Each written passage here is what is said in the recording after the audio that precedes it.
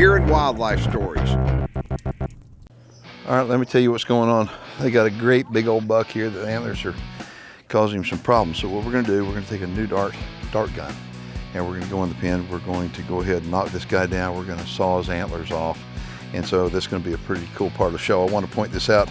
These dart guns are one of the most important tools there are for a deer farmer, and the reason why is because it allows us to be able to not just tranquilize what we're going to do now, but to deliver medications from far away. And so every deer farmer has got one of these. And on the side right here, you'll notice there's a little chart depending upon what size dart, half cc, 1 cc, and all that, what type of pressure you have to give right here, because this is basically a PCP air rifle is what it is. It shoots a dart. And so we're gonna load this bad boy up, go to the pen. We're gonna show you what a giant whitetail buck looks like, and we're gonna cut his antlers off right now. All right, so this is how we're gonna do it. The darts come packaged like this. And what you'll see is this little projectile right here is the dart. What we're gonna do is we're gonna take and we're gonna put the medication in it. Get in here like this, and then and what happens when this hits the deer, there's a little charge that goes off inside the dart, and it pushes the drug forward out the needle and into the tissue of the deer.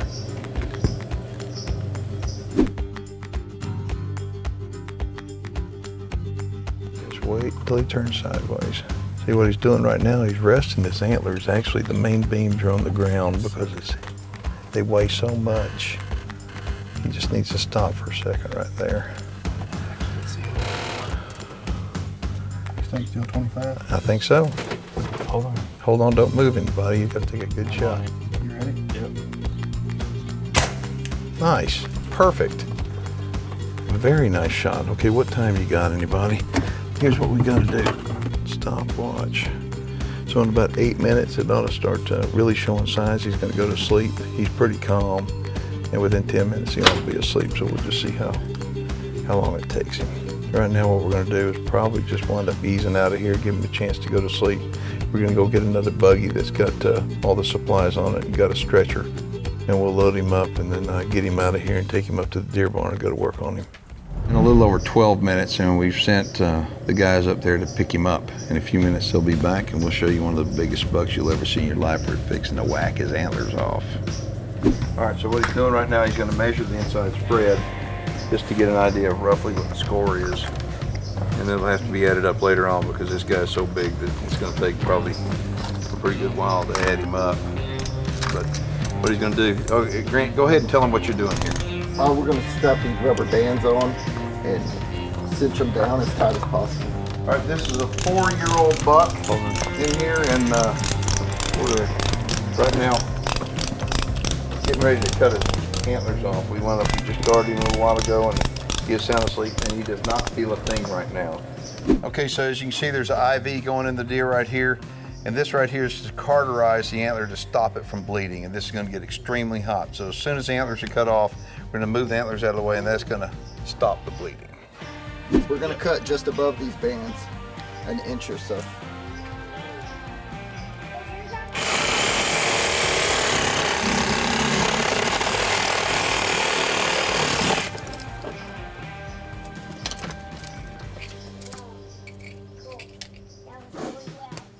Then we use these toothpicks to shove down here in these bleeders.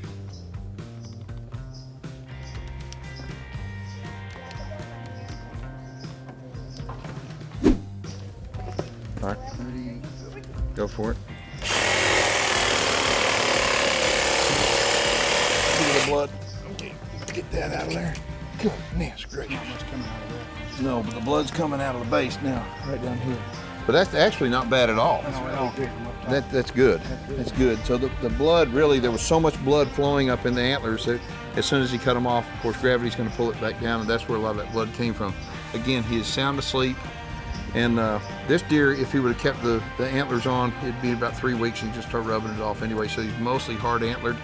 And what he's doing now, he's just dabbing it up, making sure there's some little bleeders. He's gonna take toothpicks, because the outside of the antlers where the velvet is very vascular. He's gonna put these toothpicks down in those little arteries that are bleeding, just to kind of plug them up. and then we're gonna. I don't even think it has to be carterized much. It's pretty good. I mean, it's not bad. This is a whole lot better than I thought it was going to be. But look at the size of that antler right there. All right, what he's doing right now, he's carterizing the antler so it stops the bleeding.